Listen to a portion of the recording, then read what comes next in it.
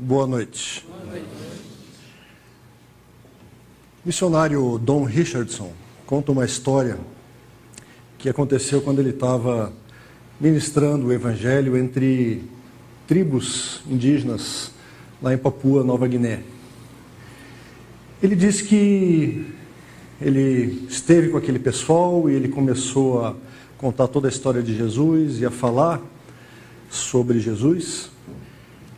E explicou para eles o que Jesus tinha feito, explicou que Jesus tinha reunido seus discípulos na última ceia e naquele momento, tinha partido o pão e Judas, o traidor, tinha deixado o recinto e depois Pedro negou e ele foi julgado e ele foi crucificado e ele ressuscitou e explicou toda essa história para eles e eles ouviram atentamente.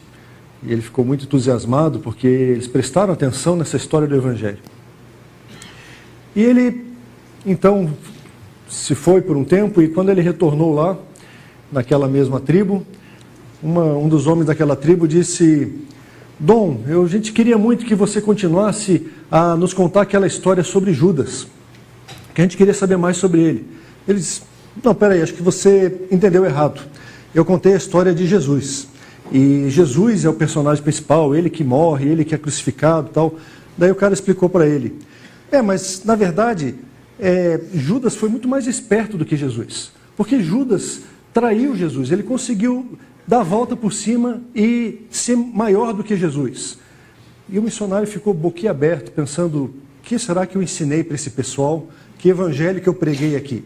Porque naquela cultura, ele foi aprender mais tarde, aquela é uma cultura onde a traição era considerada como um ato extremamente heróico, extremamente valoroso. E se você conseguisse trair seu melhor amigo pelas costas, você era considerado um herói. A gente fica assim, puxa, que valor. Imaginou você vivendo uma cultura assim? E o missionário, o Dom, ele conta essa história toda no livro Totem da Paz. E ele certamente depois encontrou uma conexão para poder mostrar o Evangelho para aquela tribo, e eles realmente conheceram o Senhor e entenderam o Evangelho da maneira correta. Mas o que eu queria chamar a atenção aqui, que às vezes outras culturas têm valores que nós consideramos tão distorcidos, nós pensamos como valorizar a traição, como que isso pode ser um ato heróico. Mas se a gente parar para refletir sobre a nossa própria cultura, o que será que a gente encontra? Quais são os valores que nós, como brasileiros, temos como mais caros? Nós certamente não temos esse valor da traição, porque nós realmente gostamos dos nossos amigos, nós procuramos dar vida pelos nossos amigos, pelos nossos familiares, nós somos pessoas muito dadas a relacionamentos. Por outro lado, de uma maneira um pouquinho similar, existe um valor de falsidade presente na nossa cultura. O brasileiro, ele é muito criativo. Nós somos um povo que acha um jeitinho para fazer todas as coisas. E na maioria das vezes, nós achamos jeitinhos que não obedecem às leis, não obedecem os caminhos normais. E nós temos, como povo, desenvolvido esse conceito de levar vantagem em tudo, esse conceito de você se gabar para o seu colega de trabalho, de que, olha só, eu consegui burlar o imposto de renda dessa maneira e daquela. Algumas vezes a gente está entrando num ritmo de valorizar essa falsidade, valorizar essa mentira, valorizar esse levar a vantagem ao custo de mesmo ferir outras pessoas ou outras instituições. Então, a nossa cultura tem tantas coisas preciosas e até essa questão da criatividade, do buscar caminhos alternativos, é uma das preciosidades da nossa cultura brasileira, que é reconhecida em todo o mundo, mas ela tem algumas distorções. E nós precisamos aprender a redimir a nossa cultura. Nós precisamos orar e viver vidas em que o Evangelho consiga, de alguma maneira, redimir, inclusive, esse aspecto da nossa cultura. E hoje nós vamos conversar, seguindo essa série que temos estudado sobre Efésios, nós vamos estar estudando sobre uma nova postura no dia a dia. Paulo está convivendo lá também com uma cultura que tinha uma série de problemas. Uma cultura que florescia na cidade de Éfeso e na qual o Evangelho estava chegando. O Evangelho funcionava como uma contracultura, como um novo padrão, e exigia novas posturas no dia a dia daquelas pessoas. E nós já vimos isso, né? Vocês já escutaram sobre a cidade de Éfeso, e vocês sabem que Éfeso era uma metrópole daquela época, era uma província importante, um centro comercial, né? Tinha um grande anfiteatro, tinha o templo de Diana, uma cidade que já 200 anos antes de Paulo ter chegado lá na sua terceira viagem missionária, ele passou rapidamente na segunda e depois ele gastou um tempo na sua terceira viagem missionária lá naquela cidade. 200 anos antes, essa cidade já era a capital da província ali da Ásia Menor, uma província romana, um importante centro comercial da região, que até 300, 400 anos depois, ainda era uma cidade muito importante. E Paulo investiu 3 anos do seu ministério preparando pessoas naquela cidade, porque era uma cidade importante, uma cidade que ia ter uma boa influência em toda aquela região. Mas era uma cidade, como temos acompanhado ao longo dessa série de palestras, cheia de problemas, de concepções, uma cidade onde o Evangelho precisava ser firmado como uma novidade de Deus, uma nova postura de Deus. Era uma cidade conhecida pela sua licenciosidade, né? Pela maneira como eles cultuavam através de orgias sexuais no templo de Diana, pela maneira como eles buscavam controlar seus deuses através da feitiçaria.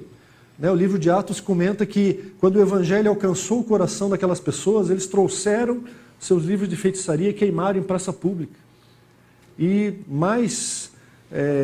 muito dinheiro valiam aqueles livros, mas eles se livraram daquelas coisas que os faziam tentar controlar os seus próprios deuses, porque eles reconheciam essa novidade, essas boas novas que são o Evangelho de Deus. E nós vamos continuar hoje vendo isso que Paulo está falando a essa igreja em Éfeso. E nós vamos hoje estudar um pouquinho sobre esse trecho do final do capítulo 4, dos versículos 25 até o comecinho do capítulo 5, versículo 2. E esse trecho começa dizendo assim: portanto, cada um de vocês deve abandonar a mentira e falar a verdade ao seu próximo, pois todos somos membros de um mesmo corpo. E para quem esteve presente algumas semanas atrás, naquela rápida aula de análise sintática que o pastor Ricardo deu, né, vocês já sabem que essa palavrinha, portanto, ela significa muita coisa no texto, né, porque ela faz uma conexão entre o trecho anterior e o trecho que nós estamos lendo. Quando você começa a ler um versículo que diz portanto, você tem que parar um pouquinho e pensar assim: portanto o quê? O que foi falado antes que agora vem um portanto? Né? Por que isso está sendo revelado aqui como uma conclusão, como uma implicação daquilo que foi falado antes?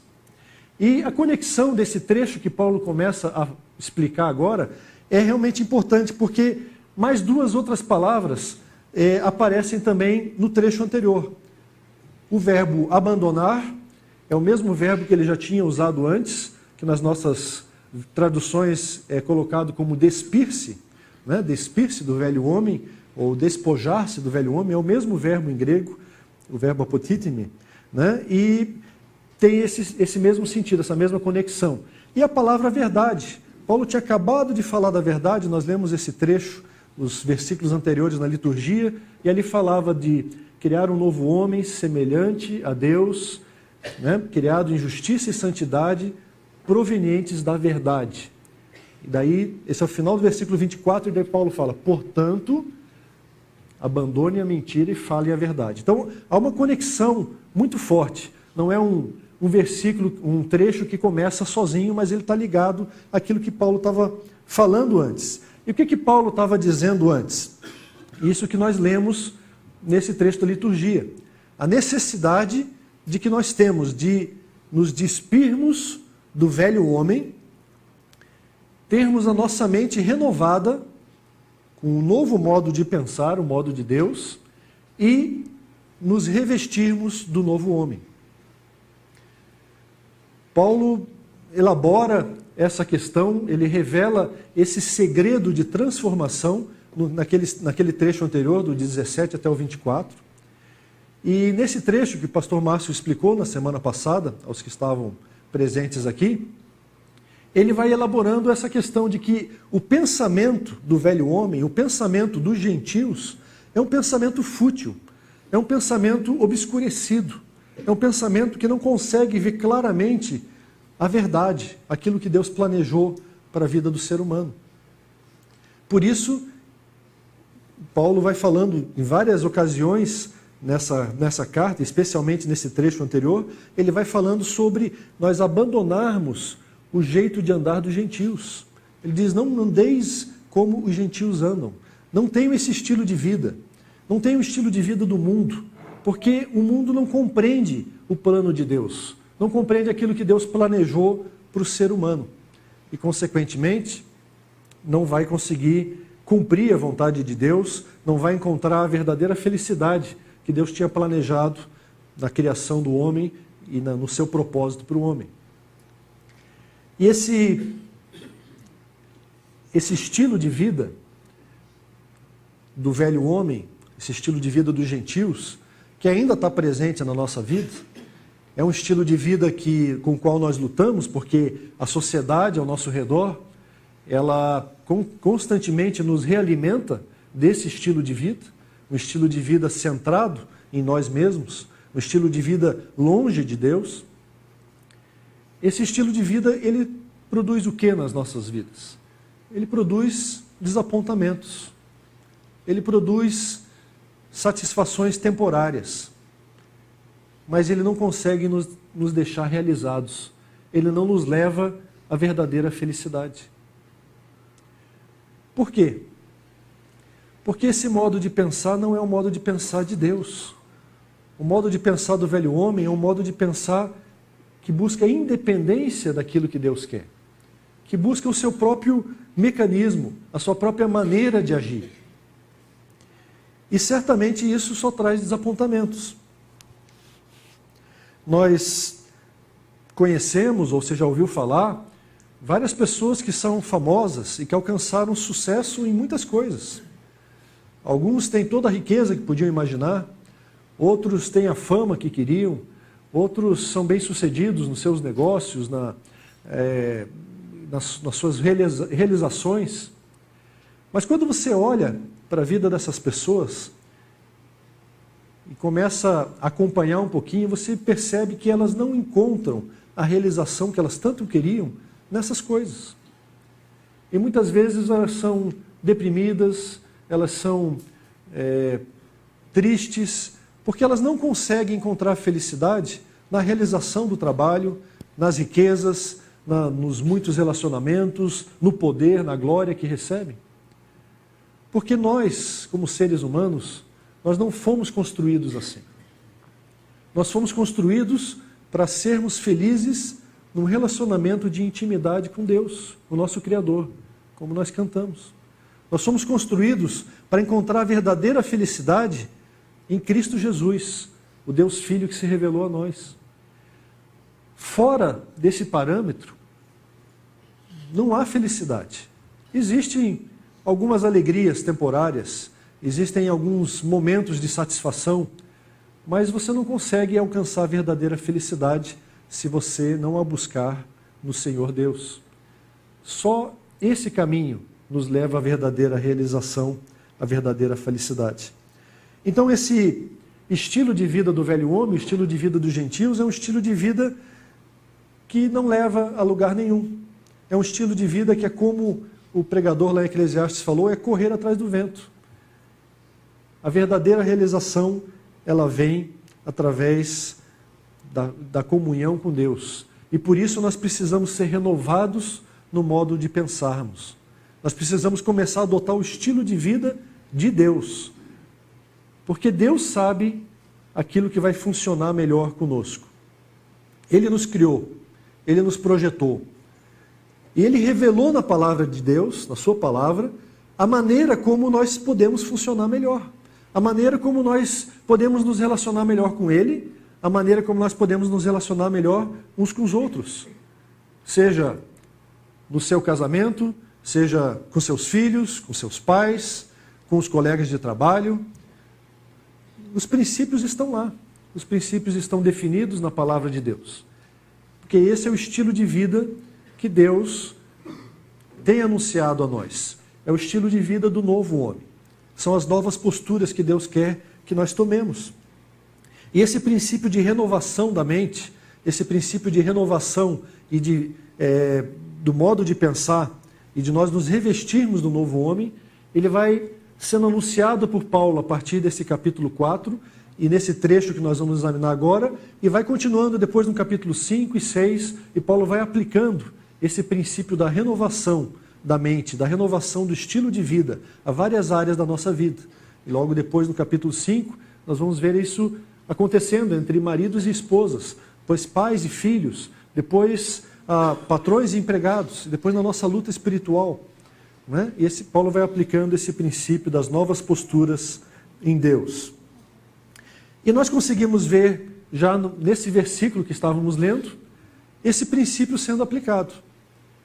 Se você perceber, Paulo estrutura cada um desses versículos seguintes de uma maneira em que ele fala de algo que você deve deixar, você deve se despir desse estilo de vida antigo, e você deve se revestir do novo estilo. Então ele fala que você deve abandonar a mentira. Isso é uma característica da velha natureza, do velho homem. E você deve falar a verdade com o seu próximo. E se você examinar um pouquinho, na verdade Paulo está falando, usando um termo original ali, que em vez de falar apenas sobre mentira, ele está inclusive falando sobre a falsidade em geral. Sobre todo tipo de mentira, todo tipo de falta de integridade.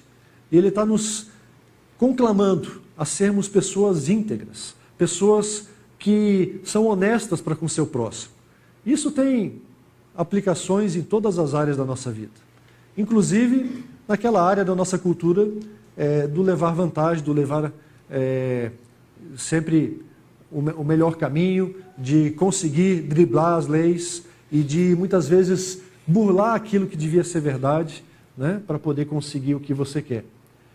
Então essas novas posturas de Paulo falam aos Efésios, falam também a nós hoje das coisas que nós devemos fazer. E Paulo apresenta uma motivação. Ele fala do velho, ele fala do novo, e ele diz, por quê? Porque todos nós somos membros de um mesmo corpo. Porque nós somos a igreja de Deus. A verdade deve prevalecer entre nós. Eu gostaria de até explorar mais fundo cada um desses versículos com vocês, mas eu vou deixar essa tarefa para você examinar o texto junto com o seu grupo pequeno. Nós vamos estar começando essa semana a estudar novas posturas nos grupos pequenos. E nós vamos estudar esses versículos e vamos examinar mais de perto essas posturas que cada um de nós, como filho de Deus, deve ter. Se você não participa de um grupo pequeno, está aí essa oportunidade de se juntar, de procurar um grupo pequeno, para aprender um pouco mais. O que significa falar a verdade? Quais são as implicações na sua vida sobre essa questão de integridade e de verdade? Mas Paulo continua falando. Ele diz também nesse versículo seguinte, quando vocês ficarem irados, não pequem. Apaziguem a sua ira antes que o sol se ponha e não deem lugar ao diabo. Então Paulo está comentando aqui, você consegue perceber que ele não está dizendo assim, não fiquem irados, porque isso é pecado. Ele não está condenando a ira. Ele está dizendo que quando vocês ficarem irados, porque isso acontece, não pequem. Então é possível ficarmos irados e não pecarmos. Mas em geral o que acontece? Quando você se irrita, quando eu me irrito, a gente começa a ter várias emoções e muitas vezes a gente não trata com essas emoções de maneira rápida. E é isso que Paulo está dizendo que o novo homem tem que fazer, tem que apaziguar a ira antes que o sol se ponha, ou seja, você tem que dar um jeito nessa sua irritação, nessa sua ira, rapidamente, perdoando a pessoa, reconciliando-se com a pessoa que o feriu, ou com aquela situação, aquela circunstância que você tem que lidar. Porque senão, o que acontece? O que nós costumamos fazer? Nós vamos deixando aquilo de molho, e aquilo vai criando raiz no nosso coração. O autor de Hebreus fala de uma raiz de amargura, que vai nascendo no nosso coração. E a ira gera ressentimento, gera mágoa, gera divisão. E daí você deu lugar para o diabo entrar na sua vida, entrar no meio da congregação e causar contendas, causar calúnias, causar um monte de confusão. Por quê? Porque você deixou seu coração mergulhar naquela amargura, naquela mágoa, naquele desejo de vingança. E Deus não nos chamou para a vingança, não nos chamou para vivermos ressentidos. Deus nos chamou para nós nos perdoarmos, para vivermos numa comunidade, em comunhão, para vivermos o amor que Ele tem derramado sobre nossas vidas.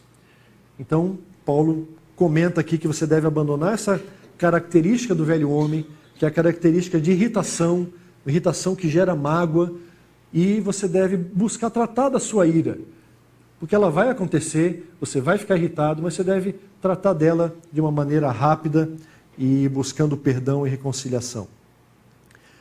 Mas Paulo fala mais coisas também nesses versículos. Ele fala de uma outra postura. Aquele que furtava, não furte mais. Isso é uma característica do velho homem. Se apropriar daquilo que não é seu, daquilo que pertence a outras pessoas. Qual é a característica do novo homem? Antes, trabalhe. Trabalhe duro, diz o termo original, fazendo algo de útil com as mãos. Por quê? Porque se você trabalhar, você não for preguiçoso, você vai ter sustento para você mesmo. Mas Paulo coloca uma motivação muito interessante nesse versículo. Ele diz, você não tem que trabalhar apenas para que você não precise mais roubar.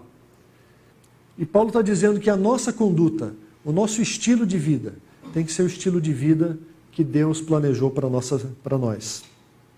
Então, fazendo um resumo desse trecho como um todo, você pode perceber ali que Paulo está descrevendo características do velho homem e ele está apresentando um padrão diferente, um padrão que vem de Deus. E ele diz, abandone a falsidade, substitua pela verdade. Abandone a ira pecaminosa que conduz à amargura, substitua pela ira apaziguada que conduz ao perdão.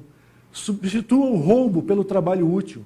Deixe de lado as palavras ferinas, use palavras edificantes. Deixe de lado a amargura, a malícia e se revista da bondade e do perdão que vem de Deus. Paulo está nos fazendo um chamado para novas posturas na nossa vida. E ele usa esse padrão, que é um padrão que ele já tinha, inclusive, comentado lá em Romanos, capítulo 12. Ele diz que nós precisamos vencer o mal com o bem. Não é possível apenas deixarmos de fazer o que é errado. Nós precisamos preencher esse vazio com aquilo que é certo. Então nós temos que deixar as coisas do velho homem e nós temos que nos apropriar das coisas do novo homem. E nós somos confrontados com esses dois sistemas de valores. Eu comentava no começo da palestra sobre essa questão na nossa cultura, de que nós procuramos levar vantagem em tudo. Nós procuramos ser bem-sucedidos. E, na verdade, se você parar para pensar, você vai ser bem-sucedido se você seguir o padrão de Deus. É como uma situação doméstica em casa. Um pai chega e ordena para o seu filho que ele precisa tirar o lixo, colocar para fora de casa. E sai e espera que o filho vá cumprir aquela ordem.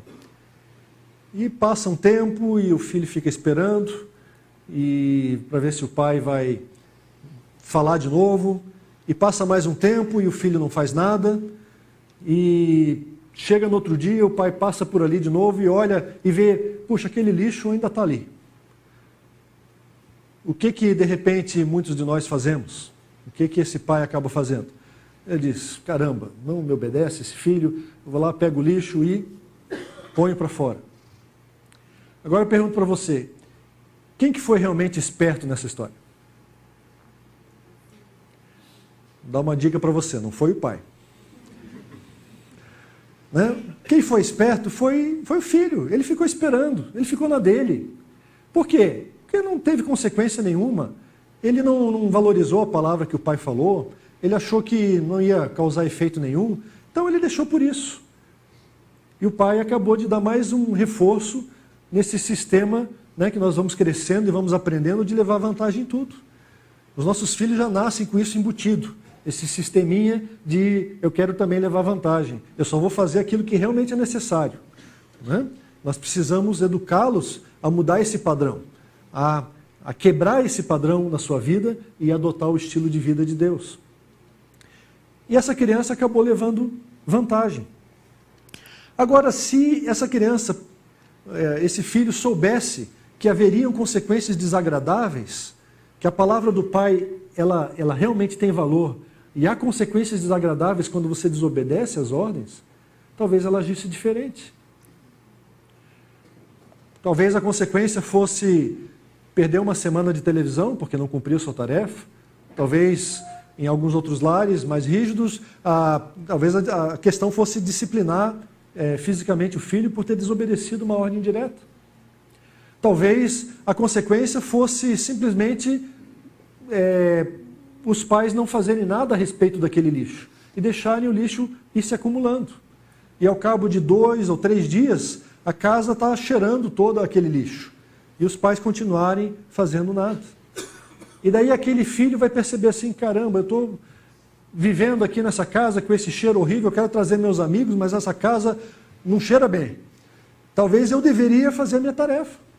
Talvez eu deveria fazer aquilo que me mandaram. Porque daí as coisas vão entrar nos eixos. Se a gente percebe que há consequências desagradáveis para aquilo que deveríamos fazer e não fazemos, quando nós desobedecemos as ordens diretas, nós somos mais espertos se nós fizermos logo. Nós não vamos ficar postergando, esperando que a ordem mude, esperando que o pai mude de ideia. Porque você sabe que só vai trazer consequências desagradáveis, então você vai e vai obedecer logo, para ficar livre daquela tarefa. Mas embora a gente entenda esse princípio, quando a gente está falando de pais e filhos, muitas vezes a gente não entende isso quando se fala do nosso relacionamento com Deus.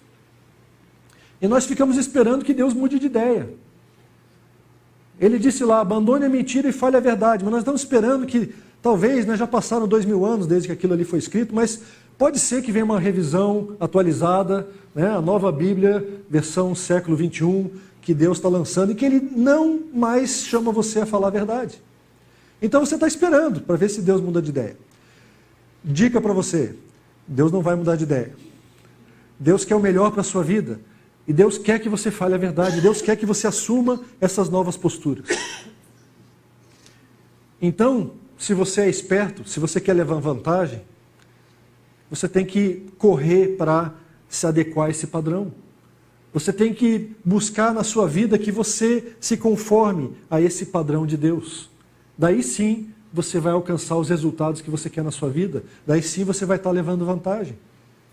Então, levar vantagem não é fazer as coisas de uma maneira torta, mas levar vantagem é fazer as coisas do modo de Deus. E daí você vai conseguir fazer as coisas de uma maneira muito mais rápida e mais eficaz.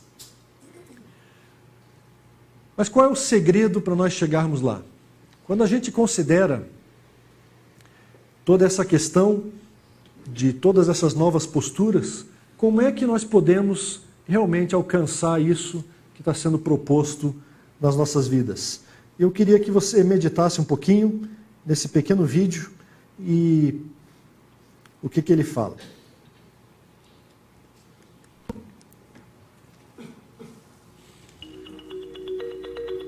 So, maybe you're thinking about making some big changes or setting some ambitious goals for yourself. Maybe you want to lose 20 pounds or read through the Bible. Maybe you want to run a marathon or repair a broken relationship. Whatever your big goal is, the temptation is to expect to go straight from here to here, or from here to here. The reality is, there are a lot of small steps between big decisions and big results. Challenges and obstacles await. At some point, you might even want to quit.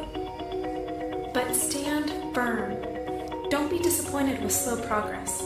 Don't be overwhelmed by the destination. Rather, focus on what you can do today. Skip dessert. Read a chapter. Go for a run. Make a phone call.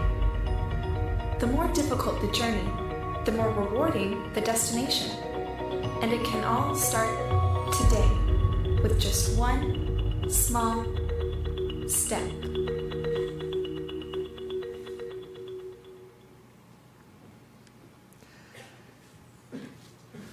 Eu poderia terminar essa nossa palestra hoje com esse vídeo. Podia realmente dizer para vocês que cada um de nós tem que tomar essa decisão de fazer pequenos passos. Um pequeno passo a cada momento da sua vida. E você vai conseguir chegar lá. Você vai ser um imitador de Deus. Você vai ser a pessoa com as novas posturas que Deus tem planejado para você. Mas eu não posso terminar aqui e não posso deixar vocês apenas com essa mensagem. Porque o Evangelho não é assim. O Evangelho é diferente. Traz uma mensagem um pouquinho diferente. Embora existam coisas importantes naquele vídeo que a gente possa aproveitar para a nossa vida, ele fala de você dar esses pequenos passos, de você fazer esse esforço, um esforço que é próprio seu. E se você tentar um passinho de cada vez, subir essa grande montanha, até maior do que aquela que foi mostrada, uma grande montanha de você ser imitador de Deus, de você ser semelhante a Deus, o que você acha que vai acontecer? É pesado. É um fardo muito grande. Nós não temos essa capacidade de rolar essa pedra montanha acima. Nem os melhores dentre nós vão conseguir, vão ser bem-sucedidos em imitar a Deus. Só um ser humano conseguiu imitar a Deus perfeitamente, e foi o próprio Deus encarnado em Cristo Jesus. Porque nós não conseguimos cumprir essa tarefa quando nós nos baseamos no nosso próprio esforço. E se você estiver conversando com uma pessoa da atualidade, com a mente pós-moderna, e você disser: bom, eu estava lá domingo e o pastor estava falando sobre essas novas posturas que a gente tem que ter, então eu vou abandonar a mentira na minha vida, e eu vou falar a verdade, e eu vou fazer isso, eu vou fazer aquilo. Esse seu amigo pós-moderno provavelmente vai dizer: bom, eu também essa semana eu fui lá no templo budista onde eu frequento e o monge falou a mesma coisa para mim. Essas posturas éticas de verdade, de integridade, de amor a Deus ou a deuses e amor ao próximo, elas não são peculiares do cristianismo. Várias outras religiões ensinam isso. E se você for num centro espírita, o que é que eles vão ensinar para você? A bater uns dos outros? Certamente que não. Eles vão falar também de amor ao próximo. Mas o que diferencia o cristianismo dessas outras religiões é a maneira como nós alcançamos esse resultado.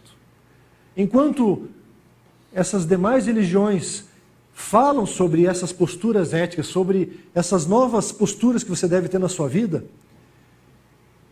eles encorajam você a tomar essa postura, mas eles dizem, você precisa dar esse primeiro passo. Você precisa mudar a sua vida. Você precisa mudar a sua cabeça. Você precisa ser uma pessoa melhor. Você precisa fazer uma meditação. Você precisa se livrar dessas coisas ruins que estão dentro de você, desses fluidos, dessa aura negativa.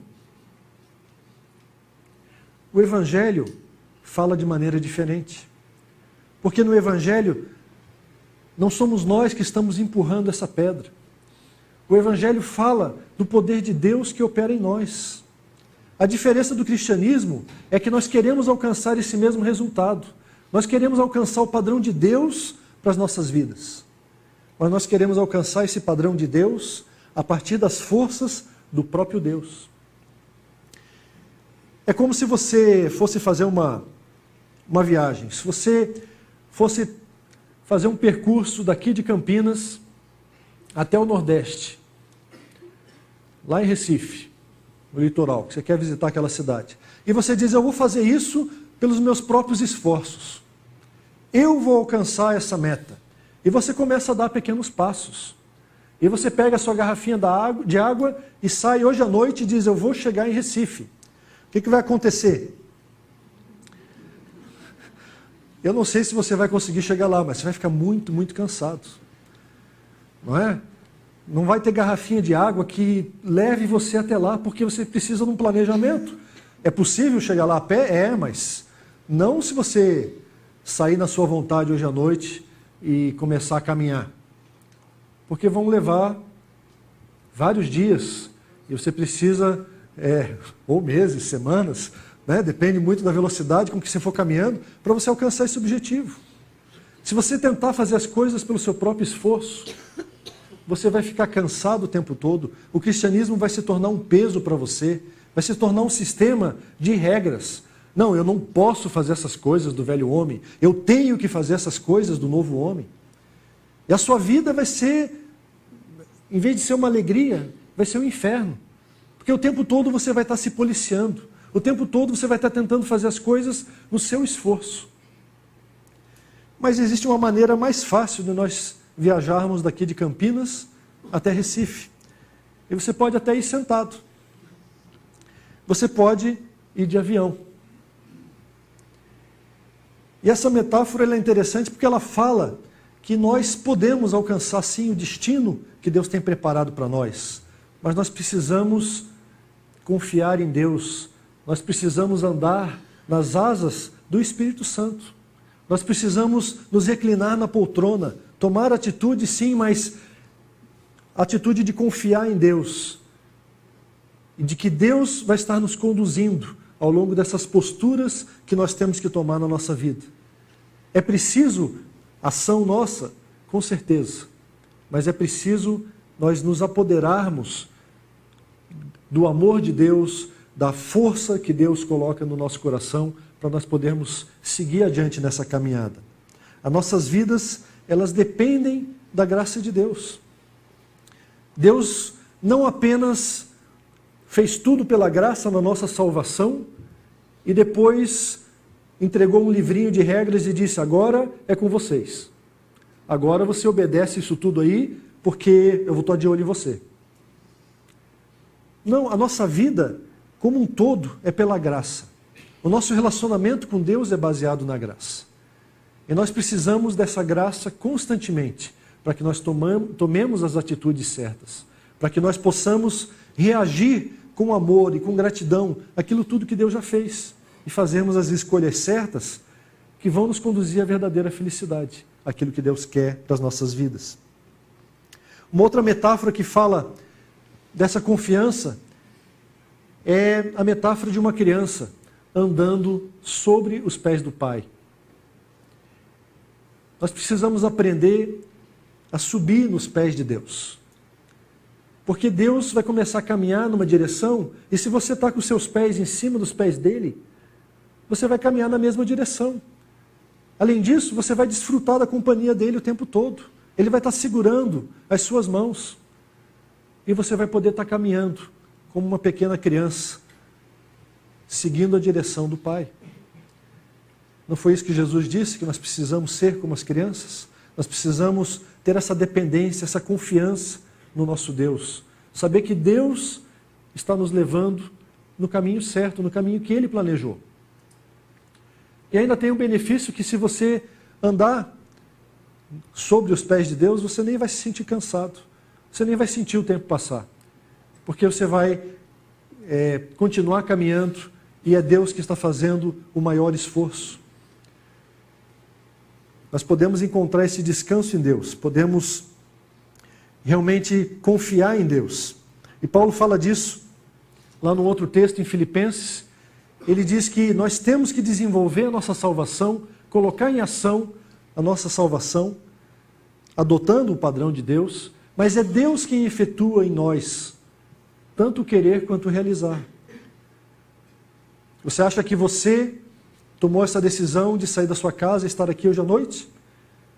Pois é, se você olhar para trás, você vai perceber que foi o Espírito Santo de Deus que colocou esse desejo no seu coração. É o Espírito Santo de Deus que efetua esse querer, de você querer buscar a Deus, de você sentir a necessidade de Deus. Agora, você pode sim dizer não para isso. Você pode fazer outras escolhas, seguir o caminho do velho homem. E Deus respeita isso, Ele se entristece, mas Ele respeita, porque Ele deu essa escolha, para que você voluntariamente se aproxime dEle, para que você voluntariamente confie nele. É isso que diz o autor lá em Provérbios. O que nós precisamos fazer? Nós precisamos confiar no Senhor de todo o nosso coração e não nos apoiarmos no nosso próprio entendimento. Isso é coisa do velho homem, pensar com a própria cabeça, pensar segundo o nosso próprio padrão. E por que isso é do velho homem? Porque o sistema do mundo, a mídia, as nossas conversas, os nossos relacionamentos, tudo isso nos influencia com um padrão que não é o padrão de Deus. E nós acabamos confiando no nosso entendimento, que é um entendimento muitas vezes baseado nesse padrão. Você não tem que confiar no seu próprio entendimento, você tem que confiar no Senhor. Confie naquilo que a palavra de Deus diz. E mesmo quando a palavra de Deus fala uma coisa que você acha difícil de cumprir, acredite, Deus sabe o que é melhor para as nossas vidas. Confie no Senhor com todo o seu coração. Esse é um processo contínuo. Esse é um processo que vai acontecendo nas nossas vidas dia após dia. E o pastor Tozer fala uma coisa interessante num dos seus livros. Ele diz assim: o motivo pelo qual muitos estão angustiados, buscando e progredindo lentamente, é que ainda não chegaram ao fim de si mesmos. Nós ainda tentamos comandar e meter o bedelho no trabalho que Deus realiza dentro de nós. Nós queremos confiar no nosso próprio entendimento, nós não temos chegado ao fim de nós mesmos. Só quando você chega no fim de você mesmo é que você se rende completamente a Deus. Daí você para de meter o bedelho no trabalho que Deus está fazendo. Porque muitas vezes o que nós fazemos é atrapalhar aquilo que Deus está fazendo em nós. Nós tomamos decisões erradas. Então nós precisamos tomar as decisões com a mente de Cristo. Nós precisamos tomar decisões informadas por aquilo que a palavra de Deus nos ensina. Precisamos pensar os pensamentos de Deus. E daí sim nós vamos estar imitando a Deus. E daí sim nós vamos estar cooperando com aquilo que Ele está fazendo na nossa vida. O pastor Samuel Vieira falou no retiro, para quem estava lá, sobre uma experiência interessante que se torna muito apropriada aqui. Eric Clapton, famoso músico, guitarrista, passou por muitos problemas de alcoolismo, de drogas, e se internou algumas vezes em algumas clínicas. E na sua última internação, ele comenta que esse trecho aí que foi tirado da sua autobiografia. Ele diz assim: quando minha internação estava chegando ao fim, o pânico me atingiu. Percebi que de fato nada havia mudado em mim. E eu estava voltando ao mundo uma vez mais completamente desprotegido. Estava terminando o período da clínica, ele ia voltar para casa e ele sabia que ele ia voltar para o mesmo caminho. Ele sabia que ele ia voltar para a bebida, para as drogas, para aquela vida que ele tinha. E ele não queria mais aquilo. E ele diz, naquele momento, quase que por si mesmas, as minhas pernas cederam e caí de joelhos. Na privacidade de meu quarto implorei por socorro. Não me restava mais nada para lutar. Entendi que sozinho eu não teria sucesso. Por isso pedi socorro e, caindo de joelhos, me rendi. Ele chegou ao fim dele mesmo. Ele percebeu que se ele continuasse seguindo o seu próprio entendimento, se ele continuasse mandando na sua vida, ele ia para o mesmo buraco onde ele já tinha estado antes. Ele entendeu que o segredo para uma vida vitoriosa é a rendição a Deus. E ele comenta nessa biografia dele que ele passou a adotar uma postura de rendição diária. Toda manhã ele se levanta e ele se coloca na presença de Deus. Ele diz, Deus, abençoa esse meu dia, eu me rendo a Ti. Eu sozinho não vou conseguir vencer esse dia. Eu vou ser aquela velha pessoa cheia de problemas, cheio de confusões. Eu quero ser uma pessoa diferente. Me usa, me abençoa nesse dia. E no final do dia, ele orava de novo, se colocando de joelhos e dizendo, Deus, obrigado por mais esse dia em que Tu agiste na minha vida. Obrigado porque Tu tens me livrado do velho homem. Eu não sei o quanto o Eric Clapton absorveu das novas posturas que Deus coloca, que nós devemos seguir, mas essa é uma atitude que nós podemos imitar. A atitude da rendição diária, a atitude de nos colocarmos a cada manhã na presença de Deus e dizer, Deus, eu quero Te imitar, eu quero ser como Tu és, mas eu não vou conseguir com as minhas forças. Me capacita para esse dia. Me ajuda a não falar uma palavra ferina para minha esposa hoje. Me ajuda a não ficar irado com meu colega de trabalho que está infernizando a minha vida. Me ajuda a demonstrar amor para com meu filho. E Deus vai fazer isso nas nossas vidas. Deus vai nos capacitando. É um processo. E isso eu não quero que você saia enganado, achando que se amanhã cedo você fizer essa oração, o seu dia vai ser aquela maravilha que você nunca tinha vivido antes. Certamente o seu dia vai ser muito melhor do que o que você tem vivido. Mas esse é um processo. Se você se render a Jesus hoje, você não vai se levantar igual a Jesus. Porque o velho homem ainda persiste aqui. Você vai começar uma caminhada com o Senhor Jesus. Você vai subir nos pés de Deus, vai começar essa caminhada, no processo gradual e contínuo e diário, de você seguir em direção a ser semelhante a Jesus. O apóstolo João fala lá na sua carta, que um dia, quando Jesus se manifestar, nós seremos como Ele é. Vai acontecer esse dia em que nós vamos ser iguais a Jesus. E o pecado não vai mais ter domínio algum sobre nós, nós vamos estar completamente livres dele. Mas até lá é um processo, é uma caminhada, é uma luta. Mas se você se render diariamente ao Senhor Deus e pedir que Ele revista você com o poder dele, você vai poder caminhar nessas novas posturas, você vai poder assumir esse papel do novo homem. E se você perceber, Paulo tem falado sobre essas questões já em toda a carta de Efésios. Desde o começo, ele tem falado que o velho homem tem essas características de ser uma pessoa centrada em si mesmo, uma pessoa que busca a independência de Deus, que acaba gerando preconceitos e divisões com o seu próximo, que usa e abusa dos outros e que se concentra no seu próprio estilo de vida, no seu jeito de viver. E Paulo vai apresentando aos poucos esse novo padrão de Deus, o padrão do novo homem. Lá no primeiro capítulo ele diz, Deus é o centro do universo e não você. No capítulo 2 ele fala que nós não dependemos das nossas obras, do nosso esforço, mas nós dependemos daquilo que Deus faz. Nós precisamos depender da graça. E isso não é apenas para a nossa salvação, mas é para todo o nosso processo de comunhão com Deus. No capítulo 2, na segunda parte, ele fala sobre a quebra de barreiras e que o novo homem é alguém que procura comunhão e que exerce o perdão mútuo. No capítulo 3, ele nos chama a uma nova responsabilidade, dizendo que nós temos que abençoar os outros, testificando na mensagem do Evangelho. E no capítulo 4, como já vimos hoje, ele vai falando sobre esse novo viver de Deus, o estilo de vida que Deus planejou para nós. Paulo está contrastando na carta de Efésios como um todo, o velho estilo de vida, o estilo de vida do mundo, e o novo estilo de vida que Deus propõe.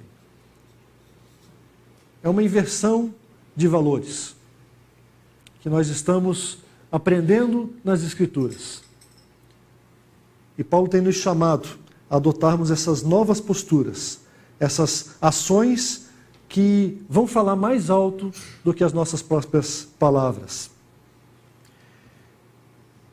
Um certo autor conta uma historinha que um fazendeiro tinha muitos problemas com seus vizinhos, porque ele tinha um sistema de irrigação e ele tinha que bombear a água do seu poço para poder irrigar aquele terreno dele. Mas os vizinhos costumavam ir lá nesse poço que ficava na fronteira da propriedade e tentar, muitas vezes, sabotar esse projeto dele. Né? Porque só o terreno dele era mais viçoso e os vizinhos não gostavam disso e tinham muita inveja, e então eles acabavam atrapalhando aquilo que aquela pessoa estava fazendo. Ele não sabia o que fazer, ele era um homem cristão e ele ficava com muita raiva, com muita ira dos seus vizinhos. E conversando na sua igreja, no seu grupo pequeno, pedindo orações e pedindo conselhos, aquelas pessoas oraram e buscaram de Deus uma solução e disseram: talvez você deva agir diferente. Deus tem nos chamado para abençoar as pessoas que estão ao nosso redor. Talvez você deva partir desse princípio e talvez isso ajude nesse conflito. E ele passou a fazer isso e ele se levantou na outra manhã e ele tirou a água do poço e primeiro ele irrigou os terrenos dos seus vizinhos e ele concedeu água para eles, depois do outro vizinho, e depois ele fez isso para o dele. E os vizinhos não entenderam aquela mudança. Os vizinhos não entenderam aquilo que ele estava fazendo. E foram lá perguntar para ele: por que você está fazendo isso? Nós estávamos sempre em conflito, nós estávamos sempre brigando a respeito disso. Ele diz: não, agora eu sou um novo homem, eu estou seguindo uma nova postura. E eu quero abençoar a vida de vocês. Porque Deus tem me abençoado. Jesus Cristo me amou. E eu quero amar como Ele amou. E essa postura diferente falou muito mais alto do que qualquer outra palavra que ele pudesse ter falado aos seus vizinhos. E eles acabaram se interessando em conhecer esse Deus que faz uma pessoa agir de maneira diferente. E quiseram se interessar e aprender sobre o Evangelho. Nós somos chamados para novas posturas. As nossas ações falam muito mais alto do que as nossas palavras. Mas nós não vamos conseguir ter essas novas posturas se nós tentarmos apenas com o nosso esforço. Nós precisamos nos render continuamente a Deus. Para concluir esse nosso tempo juntos, eu quero incentivar você a assumir 3 atitudes na sua vida, hoje e nos dias seguintes. Em primeiro lugar, reconheça o que Deus já fez por meio de Cristo Jesus. Somente quando você olha para trás e percebe que Deus tem agido na sua vida, e você percebe o quanto Ele já fez por você, é que o seu coração começa a confiar mais em Deus, começa a depender mais da graça, e começa a querer fazer alguma coisa em gratidão por Deus. Porque você percebe que Deus tem sido tão bom, Deus tem agido de maneira tão fiel, Deus tem feito tantas coisas, que você diz: Deus, eu quero andar contigo, eu quero ser como tu és. Então, primeiro, comece reconhecendo o que Deus já fez por você. Segunda atitude, renda-se diariamente a Deus, cooperando com a obra do Espírito Santo em você. A cada dia, Se coloque na presença de Deus. Se renda a Deus. Diga para Deus, Deus, não é por mim, não é pelas minhas forças, mas pelo poder do Teu Santo Espírito, eu quero continuar caminhando. Eu quero vencer as tribulações da minha vida. Vocês ouviram aqui o testemunho da Silvia, falando de 2 anos de luta contra uma doença que nos amedronta. Mas a alegria do Senhor foi a força dela. Porque Deus a sustentou. E Deus quer fazer a mesma coisa com cada um de nós. No meio das tribulações que eu sei que você está passando, porque todos nós temos esses problemas na nossa vida. E esses problemas, eles até estão aí para nos permitir dependermos ainda mais de Deus. E dizer, Deus, eu não consigo. Eu não aguento mais. Eu estou no fim de mim mesmo. Por favor, Deus, faz alguma coisa. Assume a minha vida. Me dá um novo ânimo. Me dirige, me ensina. Suba nos pés de Deus. E Ele vai conduzir você para onde Ele deseja. Finalmente, reaja com gratidão, assumindo novas posturas coerentes com o padrão divino. À medida que você reconhece o que Deus fez por você, à medida que você se rende na presença de Deus e depende da graça de Deus, você vai ser capaz de tomar os pequenos passos que são essas novas posturas na sua vida. Você pode e deve, sim, dar pequenos passos em direção ao padrão de Deus, em direção ao modelo de Deus. Mas você deve subir essa montanha, amparado no poder de Deus que opera em nós, não nas suas próprias forças. Gostaria de convidar você a um momento de oração, um momento de rendição. Coloque-se agora na presença do Senhor. Reconheça o que Deus já fez. Renda-se a Ele. E reaja com gratidão, com novas posturas na presença dEle.